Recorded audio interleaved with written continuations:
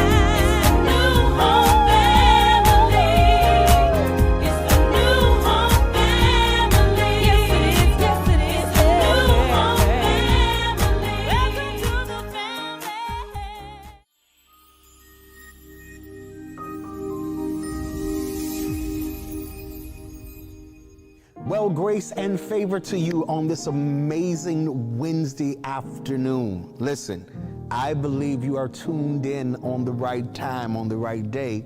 God has something very, very significant that he wants to get into your spirit.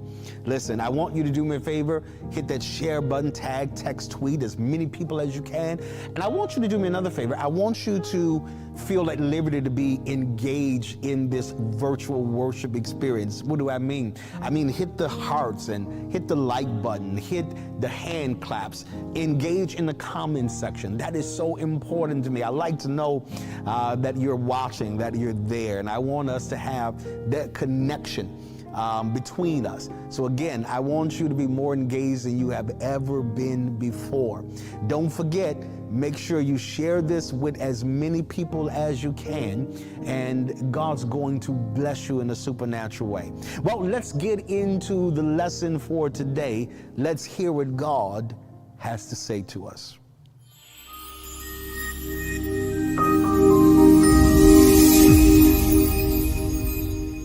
Now, in today's session, I want to talk about something that I think is quite significant and I think is very pertinent to each and every individual who's watching me right now, who will watch me whenever it is that you watch me.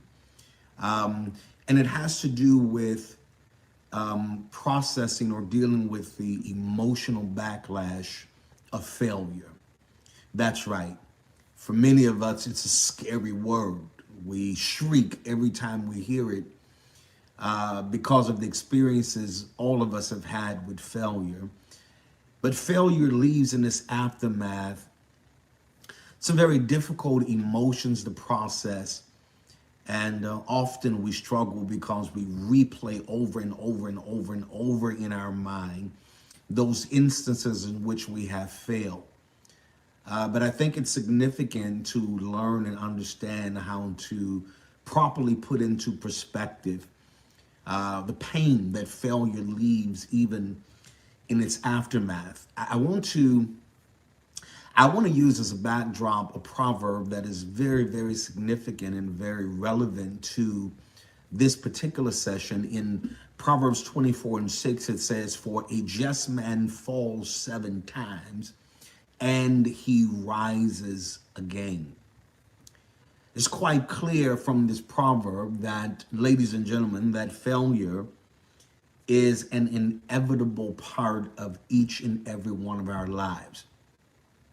As much as we like to deny it, as much as we detest failure, it is an inevitable part of each and every person's life. And the reality of the matter is, when you look back over your life and you look over the courses of your life, in parallel with this particular proverb, you probably would have to admit that you have fallen or failed more times than you have succeeded. And if that is the case, and I know it is, then you are in great company. Because no one I know who's ascended to any place of greatness or who's ever done anything of an extraordinary nature has had in the history of their becoming more successes than they have failures. We've all looked back over our life and can relate and parallel our lives to the fact that we've failed or fallen more times than we have succeeded. But it is all about perspective. Most people have a tendency when they experience failure to retreat or abandon the notion that this is something they should be doing or something they could do. Because for some, failure is the telltale sign that says, I should ditch this ambition and never entertain this as something, as a possibility for me. But ladies and gentlemen, I want to tell you, failure is not falling down, but rather it's refusing to get up. You're not a failure when you fall down. It's about, again, perspective. It's about what you gain, what you glean from that fallen experience, that failure. in whatever area of your life, relationally, business-wise, whatever area you have experienced that failure in. Failure is not simply falling down, it is refusing to get up. Now, it's not that you can't get up, but as you laying on the mat after taking so many punches, after absorbing and enduring so many hits, you said, you know what? I'm refusing to get up. I no longer choose to engage in what is necessary or required in order to experience the level of success I want. So I'm just going to take my losses and I'm going to refuse to get up. Because nobody knows more than me. I'm telling you, failure without question can be traumatizing. Not only can it be traumatizing, but it can be paralyzing. It paralyzes your efforts. It paralyzes your future attempts at trying. When you're trying, there's nothing as frustrating that when you're trying and giving everything you got, but life just won't budge. No matter how much energy, no matter how much effort you exhaust, it seems like life will not budge for you. But ladies and gentlemen, you have to muster up every bit of fervor, of drive, of zeal, of ambition that you can to always be in a posture of your life where you are willing to give it another go. Because ladies and gentlemen, what I know for absolute certainty is that you must fear regret more than you fear failure. Now I'm going to let that sink in for a moment because I need each and every one of you to get it, to grasp it, to wrap your mind around it, to cause it to be your mantra as a source of motivation, that you must fear regret more than you fear failure. Because here's the reality. At the end of your life, what do you think you will feel worse about? Failing or never trying? I can't tell you how many people that I've seen get to the end of their life and they generally begin to communicate and articulate what they wish they would have tried, what they wish they had been daring enough to attempt, what they wish they would have gone against the grain and did in spite of the criticism of people who were not willing to do the same. And so, ladies and gentlemen, there are, in all of our lives, there's some degree of fear that must be managed, that must be suppressed if we are going to progress in life and get to the pinnacle and the place of success that we ultimately want ourselves to be. Because what I want to tell you is that the grips of failure usually capitalizes on our habits of comparing ourselves to other people. Now, that is very important because you are looking around at your friends, your relatives, your coworkers, your peers. They seem to be excelling in an area that it feels like you're in neutral. They seem to be in possession of possessions that you want, and you're trying to figure out, why don't I have this? You're looking at their homes, their cars, their salaries, their statuses in life. And when you base your worth on other people's positioning in life, then you're always going to feel very miserable because you are stuck in the cycle of comparison. You're comparing who you are to someone else and what you should have based on what other people have. And maybe that's the problem. The reason you can feel like a failure is because your focus is solely centralized on other people's accomplishments, what other people are doing, what they are achieving, what they are acquiring, and it makes you feel like you're unaccomplished. It makes you feel like you have failed in life because of what someone else has and what someone else is doing. Now, it's It complicates the matter more when it's perhaps a peer, somebody your same age, somebody who has the same degree of education, somebody who's been exposed to what you're exposed to, and it seems like they're skyrocketing, and it seems like you're grounded in a place that is not ideal for you, nor is it a place that you intended that you would find yourself in. But the moment you stop comparing yourself and your life and your status and your stuff to what other people have, you're going to get to a place in life where you realize that sometimes you feel like a failure because your focus is distorted. Failure sometimes is a result of misplaced focus. You're focusing on other people's elevation, their promotion, what they have achieved, and you have no clue of what it took for them to get it, what it cost them, at what price did them getting here cost them. And so you're frustrated internally and you're feeling like a failure simply because you have this misplaced focus. If you would ever begin to tune into who you are, what you have to contribute, what you have to give, and decide, I'm no longer going to play the sidelines of life and feel like a failure. At this juncture, you have to make a move. Yes, you, sir, ma'am, I'm talking to you. You have to make the move right now if you're ever going to reposition your life to a place and a space where you're not getting up every day simply feeling like you are failing in life. Because here's the breaking news.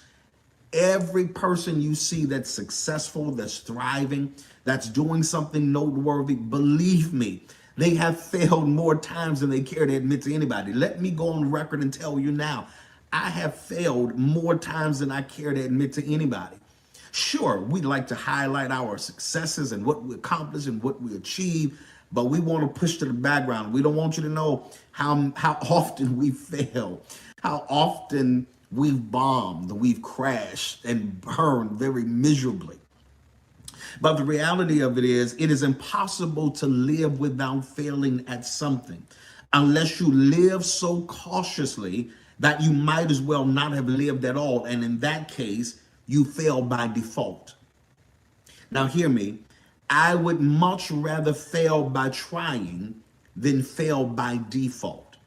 Means I'm not attempting anything. I'm not trying to accomplish anything. I'm just in a pitiful place. I have lost my fervor and my drive and my ambition for life.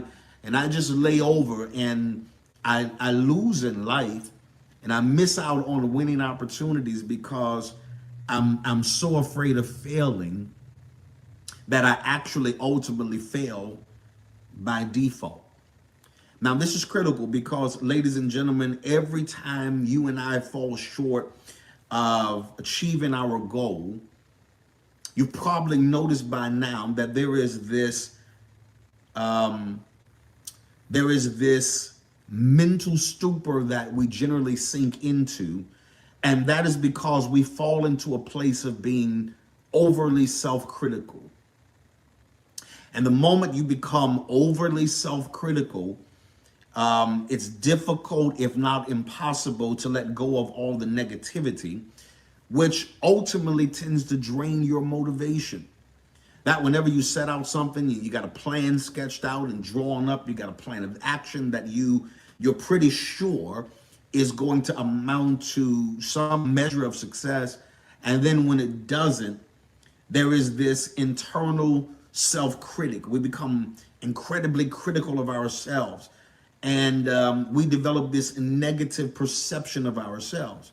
And ladies and gentlemen, whenever you have a negative self-perception, whenever you are faced with challenges or difficulties or obstacles that you didn't expect to have to encounter, then it begins to affect your internal language.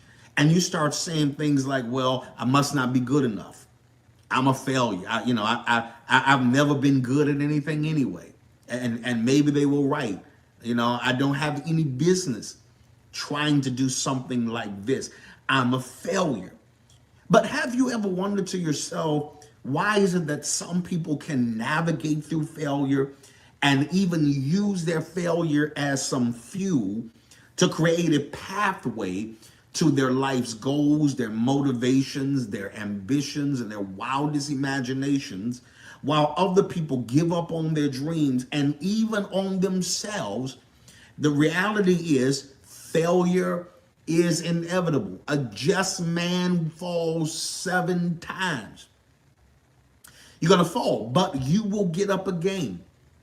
But your getting up again is predicated on you, on how badly do you want it, how much of what you've imagined in your head, in your heart, in your spirit, do you really want for yourself?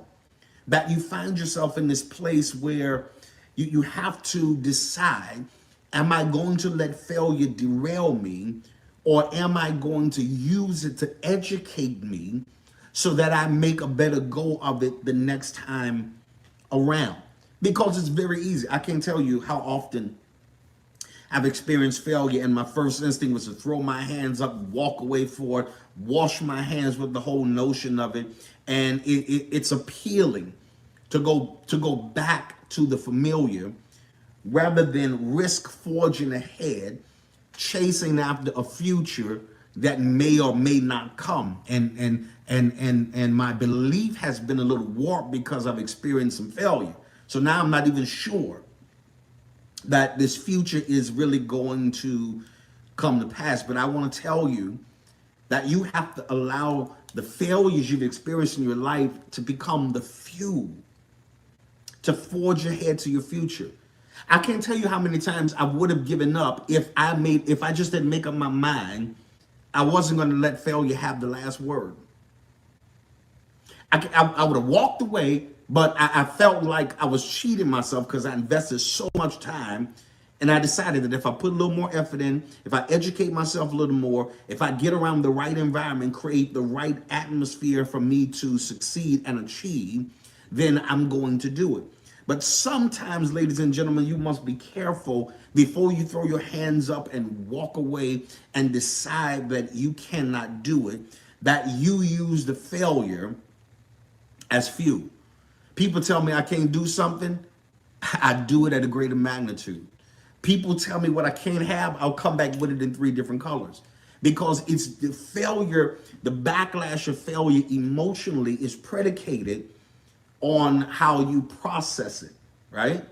Am I going to allow it to be the fuel, or am I going to allow it to feed my frustration and further embellish my own negative perception of myself and say, I didn't have no business trying that anyway. I knew it wasn't going to work. I don't know why I went in that building and tried to interview for that job. I knew they weren't going to hire me. Because when you experience failure to any degree, it will warp your perception and your expectation of anything better happening and unfolding for you in your future. But I want to tell you today that you are far from through. And I want you to get that in your head, your mind, your heart, and your spirit, that you are absolutely far from through. It is far from over for you. You just have to redirect your focus. Stop comparing to other people. And I want you to focus in intently on what it is you've been gifted to do, called to do, and what you have the skill set and the mindset and the intelligence to accomplish in your life. Failure does not define you. It comes down to how you think of failure and how you approach every setback in your life. Hear me when I tell you this. Success or failure is caused more by mental attitude than by mental capacity. Now let that sink in for a moment. Success or failure is caused more by mental attitude than by mental capacity. Intelligence is less of a determining factor in success than determination or optimism. So it doesn't matter your mental capacity as much as your mental attitude does. You got to get up every day with an attitude that says, I may be knocked down, but I'm not knocked out. I might have taken a hit. I might have experienced a setback I certainly didn't have any plans on experiencing. but that is not going to detour me, derail me, or discourage me from doing what I know I am fully capable of doing. The truth is, anyone who's ever succeeded, and I want to reiterate this in your mind, that anyone who's ever succeeded at anything has failed along the way. Now, the problem is, generally when we fail in some area of our lives, we spend so much time harping on the negative aspect of the failure instead of understanding that the more we do that, we just keep reliving the moments of defeat, and we are developing unhealthy attachments to an idea of who and what we want to be. Let me give you that again. Sometimes when we fail, we start talking about, oh my God, I'm not good enough. I'm not smart enough. I'm not strong enough. I'm not resilient enough. But you spend the majority of your time embellishing or highlighting your weaknesses rather than focusing in on your strengths and learning how to capitalize on them so that the next time around, victory is inevitable for you. But you got to be careful, because when you go through failure, again, it's your language. You start saying things like, maybe my best isn't good enough. Maybe this wasn't for me. And counterintuitively, instead of doing anything to remedy or rectify your situation, you end up, hear me, demotivating yourself. Because let me tell you, what you say to yourself has greater bearing than what anybody else says. Oh, sure, what people say about you has weight. And sometimes people have said some things to me that's made me question everything I thought I knew about me. I've had people say something, and I said, well, maybe, you know what? Maybe they're on to something. Maybe I'm not as good as I thought. Maybe I shouldn't be doing this. Maybe my expectations are a little lofty. Maybe I'm shooting too high. And once you allow other people's opinion of you to become your opinion of yourself, you'll very quickly begin to be demotivating to yourself, right? And you'll sink into this place of inactivity when you should be using this moment to find another source of internal motivation. Not just quit so easily, not just walk away because one or two people told you no. For every one or two people that tell you no, there's 10,000 ready to tell you yes. If you ever convince yourself that you deserve this shot, that you do have enough of what it takes, that you are smart enough, but you'll never get there as long as you're letting your inner critic have the last word upon your life. I can't tell you how many people, in fact, me, how many times I've become the victim of my inner critic. And I want you to understand that your inner critic absolutely intends to sabotage any semblance of success for your life. The inner critic is this little voice way down inside that tries to get you to consider the fact that you should be doubting yourself. Inside of your head, there always seems to be this little voice highlighting your flaws for the purpose of wiping out your confidence in yourself. Now, whenever failure ends up making you feel down about yourself, your inner critic begins to feed off that negativity and attacks you with even more destructive thought patterns in your head. You start thinking, I'm not worthy of success. I don't have what it takes. I'm not enough. All of these things you're saying to yourself causes you, hear me, to lose trust in your own abilities. Again, people have said things to me that's made me question my own worth, my own value, my own abilities. But there's nobody that I know who's ever made me question my own abilities than my own inner critic. Who do you think you are? What makes you think you can fill that position or hold that or occupy that space? Do you know what it is to have that internal critic talking and talking and talking, and you're spending all night trying to combat it, trying to ignore it, but it's not going away because the intent, the emotional backlash of failure is to get you to a place where you start doubting yourself, where you give more attention to your internal self-critic to the point that it wipes out and dismantles your confidence in your capacity and your capability. Its sole job is to tell you what you can't do and what you aren't good enough to do and where you aren't headed in life. And it eventually starts leaving you in a place of depression. Do you know what it is to be depressed because it just looks like everything you're doing is failing? No matter how you try to hype yourself up. Do you know what it is to have to be your own hype man? I know exactly what it feels like. I know what it feels like to be driving in a car and saying, you got this, you can do this. Tragically, I had nobody else to impose that into my heart and in my spirit. And so rather than just rolling over playing dead, saying it's a done deal, I've got to learn how to encourage myself. I have to speak to myself. You have to speak to yourself and tell yourself, you got this. Get yourself together. You got the skill, the talent, the anointing, the education. You got the goods. You better get yourself together and make it happen right now. And I'm talking to somebody now. You've got enough of what it takes to take whatever you want out of life, but you keep allowing yourself to be paralyzed by the fear of failure or the fear of repeating cycles that will end in failure again. Now, I want you to understand that fear of failure can be paralyzing.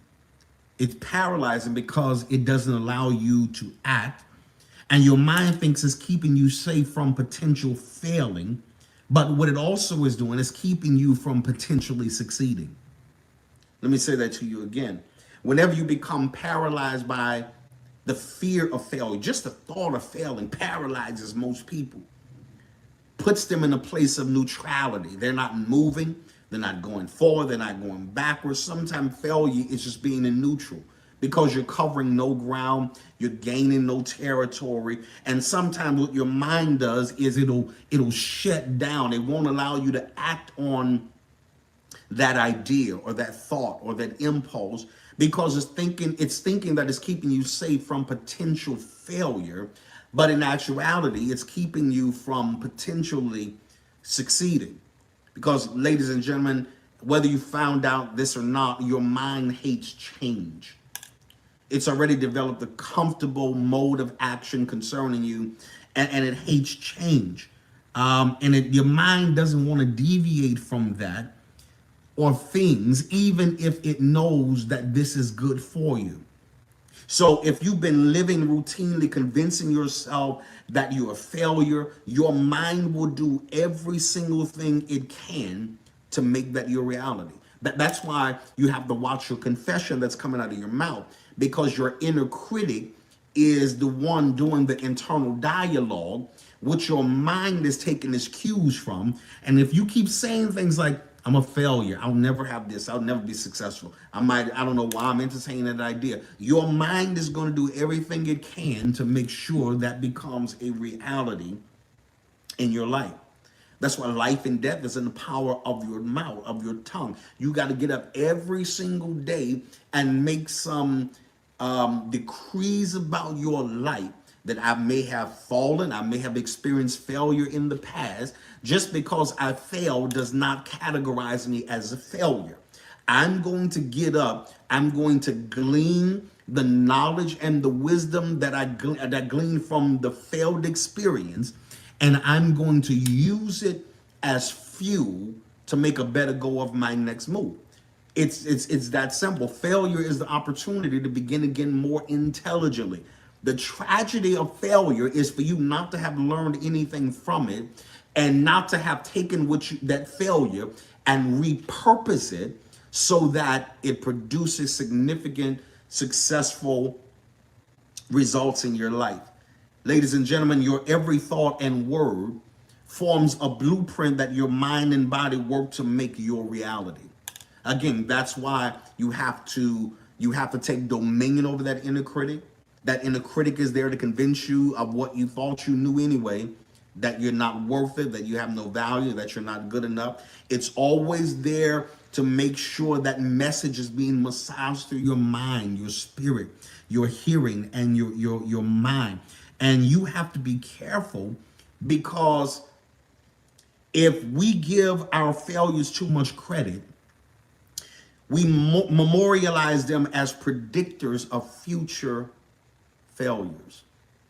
In other words, if all you're doing is saying, I've been failing for years, I've never succeeded at this, I've never succeeded at that, never succeeded at that. If you keep saying that with your mouth is memorializing these as predictors of future failures.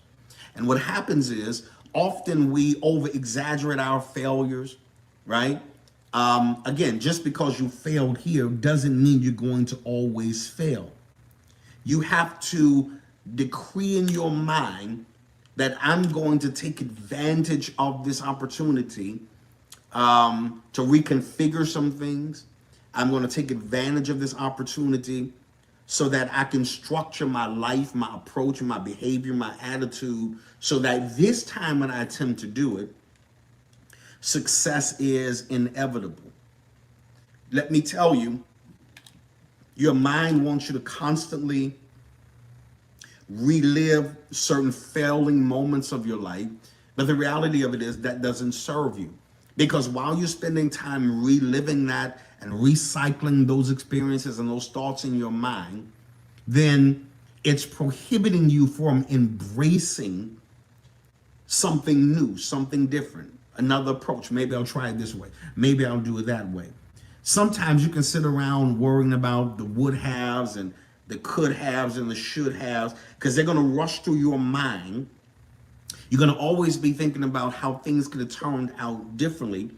But the truth is, the time that you spend in this place of unnecessary replaying failures could be better spent, hear this, taking responsibility for your part in the failed effort.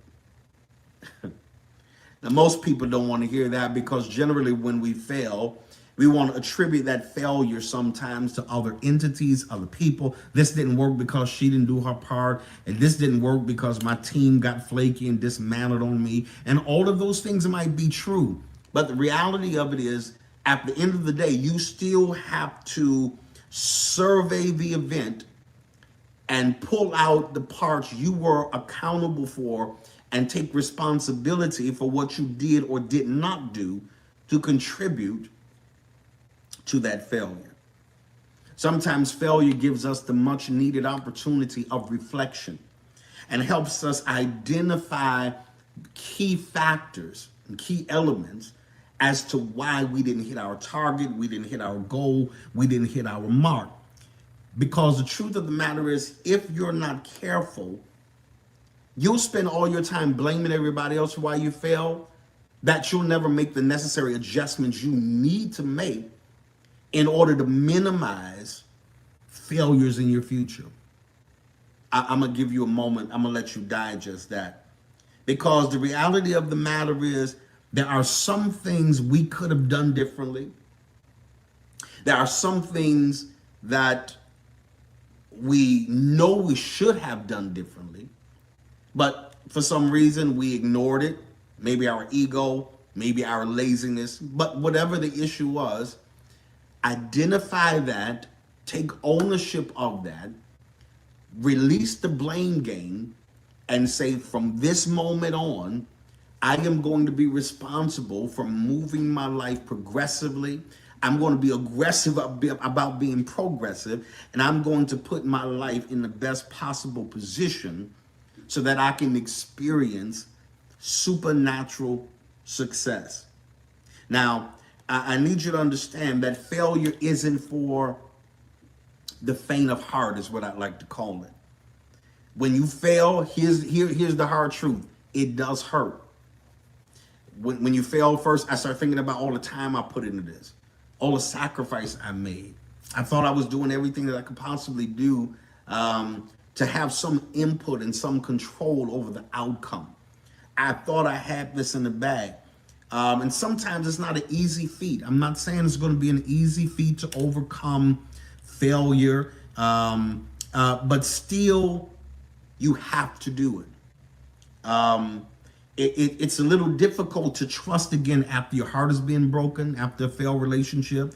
Sometimes it's difficult to apply for another promotion or another position after you've been passed over the first time. I'm not saying it's easy, but you have to. Because if not, then you've allowed failure to determine your position in life. I don't even know who I'm talking to, but there's somebody that's watching me that has put their lives on hold because of a failure that occurred, and now you've lost the will. You've lost the will to try, to be. You've lost the will to become, because you've taken such a hit from failure that it won't even let you see yourself in a better future state. But I want to tell you this day that you still got more life left to live. The moment you put into perspective that a just man falls 7 times, you got to get back up again. Life is about falling down and getting up. I don't care what they tell you. Oh, every day you're going to be on cloud 9. Every day you're going to be winning. That is not the case. Life is about falling down and getting right back up. Yeah, there are some things that will knock the wind out of you that may take you a little longer to get up from, but at the end of the day, failure is not about falling. It's about refusing to get back up. And once you make the determination in your heart and your spirit that no matter how hard life comes at me, no matter how hard life knocks me down, I am going to get back up again. When we learn how to rebound, we learn how capable we really are. I'm going to let that sink in for a moment. See, because you don't know how resilient you are until resilient is what you have to be. And there's no point in your life where you have to be more resilient than after a failure. Because for some people, failure is a signed permission slip that says you can be excused from life now. This didn't work. This didn't turn out like you wanted to go. Nobody's going to blame you from walking away. But I want to tell you, I want to look you in your face and tell you, you've come too far to walk away now. You're too invested to just throw it all away. Don't you allow life to make you sign the permission slip and say you're excused from living, you're excused from life. You have to keep pushing, keep moving. You don't learn until you learn how to rebound. You will not learn how capable you are. Sure, you're going to fall. Ladies and gentlemen, I want to tell you, kids learn how to walk. Kids learn more about walking from falling than they did from walking. Think about it. When you were a kid, you fall, you had kids, you had grandkids, you'll watch them attempt to walk and fall. Attempt and walk and fall. Attempt and walk and fall. Out of my kids and grandkids, not one of them made the decision, you know what? I'm just going to crawl the rest of my life. Since I've fallen, I tried to walk once or twice and I fall. I get up, I fall again. Forget this walking. I'm going to just decide to crawl through life. No, you learn more sometimes from the fall than you are doing from the walk. And I want to tell you that you are going to have success in your life. No question about it. But the reality is that failure is a part of that equation. It's a part of the equation that most of us wish we could eliminate. Well, all of us wish we could eliminate it. I wish I could have eliminated it. But it's not until you look back in retrospection and then realize that I had to fail then because I didn't have this right. I didn't have the right perspective about this. Failure is a necessary equation for not success, hear me, for sustained success. Not just, I succeeded at this. No, I want to be able to have sustained success in my life, but you're under false pretense if you think you're going to succeed and experience no failure in your life. Never let success go to your head and never let failure go to your heart. I'll rewind it and give it to you again. Never let success go to your head and never let failure go to your heart. I know you're going to have some successes in your life, but don't allow that to cause you to have an inflated ego. Don't allow that to make you talk down to people or treat people any differently because they're not necessarily on the level that you're on economically or whatever measuring marker that you're using. But never let failure get to your heart either. You got to process it and say, I failed, but I'm only a failure if I don't learn from this. If I don't go through the vestiges of this failure and pick out this and take this out and say, okay, I can do this better. I need to change this. I'm going to use this moment as education that's going to be responsible for my next elevation in my life. Ladies and gentlemen, I believe it was Abraham Lincoln who said that my greatest concern is not whether you have failed, but whether you are content with failure. That's my question to you. I don't have to ask you if you failed. I know you have. I don't have to see your plans or your resume. I don't have to know much of your history to know you have failed. The real question is, are you content with the failure? Or are you going to use the failure you've experienced and say, I'm getting ready to give life all I have. I'm getting ready to go harder in this season than I've ever been in any other time of my life. My future depends on it. The future of my lineage, the future of my heritage depends on me not being content with failure. I'm going to take this failure and I'm going to allow it to be the fuel I need to get the kind of future and the kind of success that I know I am fully capable of. Let me tell you, you're more capable than you realize. Let me be the one to tell you on this day, you have more going for you than you even recognize.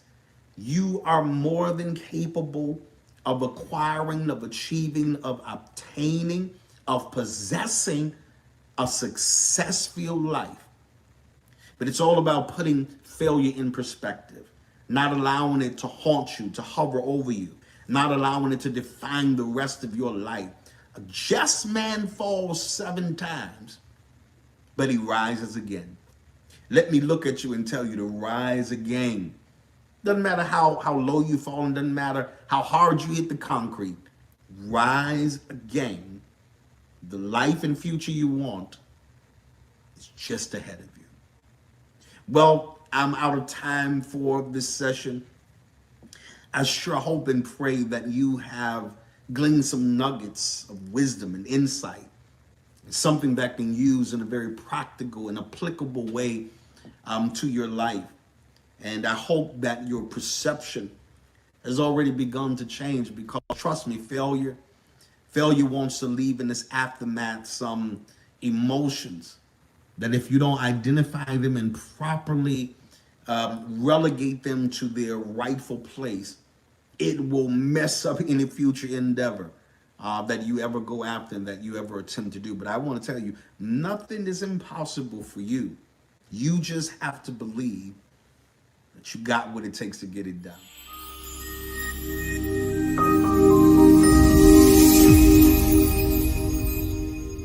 Well, my brother and my sister, after hearing the word of God, maybe there's someone out there, in fact, I know you're out there, whose heart has been touched by God through the word, and you're wondering, what must I do to be saved? Well, my brother, my sister, I've got great news for you. Today is your day of salvation. Salvation is even nigh you, says the word of God. What do I need to do to be saved? All you have to do is confess with your mouth Jesus Christ as Lord and believe in your heart that his Father, God, raised him from the dead, and he is now seated on the right hand of God, making intercession for you and I. At this very moment, God is making intercession for you. And if you're watching and you said, that is me, I want you to put right there in the comment, it's me. And I'm going to pray very specifically for you. If you're receiving Christ this day, if maybe you're watching and you're a backslider, and you have been challenged, convinced, and convicted by the word of God, that today is a great day for a turnaround. Today is a great day for a fresh start. And if that's you and you've received Jesus Christ in your heart, and you're a backslider, but today you're coming back, restoring your relationship with Christ, just put in the comments, it's me. Or maybe you're watching this and you say, Pastor, I have a relationship with Jesus Christ, but what I need is a church home. I need a man of God. I need a place to serve. I need a place to be submitted and committed to. If the Spirit of God is leading you to this place, it doesn't matter what city you're in or state or zip code or area code you reside in. The only thing that matters is that you receive Jesus Christ and you are receiving this as your church home, as your church family. There's an email address right here at the bottom of the screen. I want you to take full advantage of it. I've got staff on standby right now. They're not only praying for you and with you, but they are waiting to help further facilitate your next steps. Now that you have received Jesus Christ, I want you to know the Bible says that the angels in heaven rejoice over one soul. Not only is heaven rejoicing this day, I want you to know we are rejoicing with you, my brother and my sister. And let me say to you officially, welcome to the family.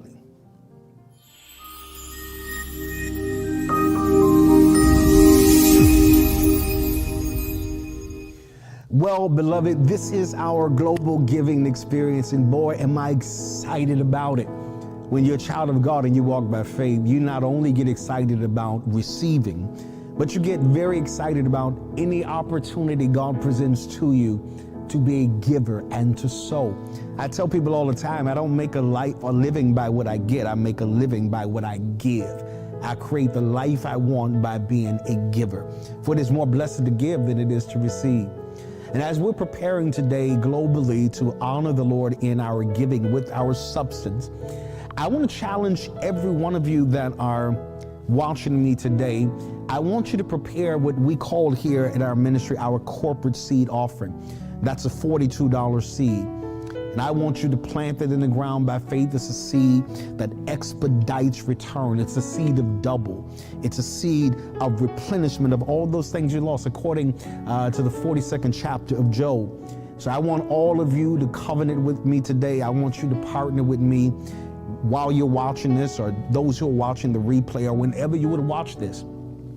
I want you to release by faith a $42 seed offering today and watch how God miraculously blesses you. Well, Bishop, if I don't have that $42, does that exclude me from the giving process? Absolutely not. Get that out of your head.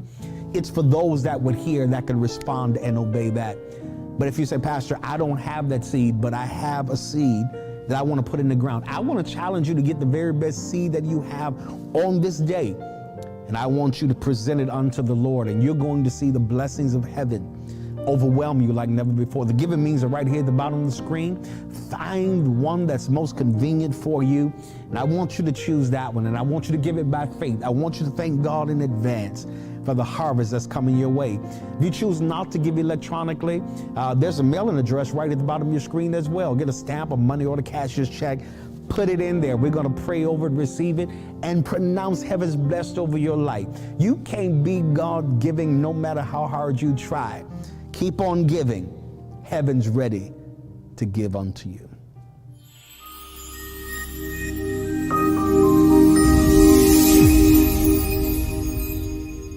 Well, my brother, my sister, I hope that you have enjoyed the Lord on this day. I hope you have enjoyed receiving the word as much as I have enjoyed teaching and releasing this word to you. Let me say a thank you to all of you who spend your Wednesday afternoon with me. Thank you. Those of you who take part of your lunch break, those of you who take some of your break, and those of you who even pull over the car and watch this midday Bible study. I want you to know I am incredibly grateful for your support and your commitment to this ministry. Now, I need you to do me a favor. There are a lot of people, perhaps your friends, family, who did not have the opportunity to watch this today. Well, guess what? I want you to tell them to tune in tonight for 8 p.m. Central Standard Time. That's right. I want you to be an evangelist for me. I want you to call as many people as you know. If this has been a blessing to you, I want you to reach out to as many people that you wanted to be a blessing to. And I want you to tell them to tune in right here tonight, 8 p.m. Central Standard Time. God's going to do something Amazing. Don't forget, if you have not, please make sure you are connecting with us on all of our social media platforms. Don't forget and make sure you go to all of my social media platforms at Henry Bolden, Facebook, Instagram, YouTube, and I want you to subscribe and I want you to like. Thank you so much for all of your comments on this day. Please know that I'm going to get to look at each and every one of them, and I'm going to respond to them. Those of you who have questions or any prayer requests, all of those things, I want you to send it to me. I want you to know that you and I are bonded together. We are connected. I love my cyber church family, and I pray for you on a daily basis. Well, I'm out of time for now, but as always, in part, and always remember that things can change for you at any moment. I'll see you next week.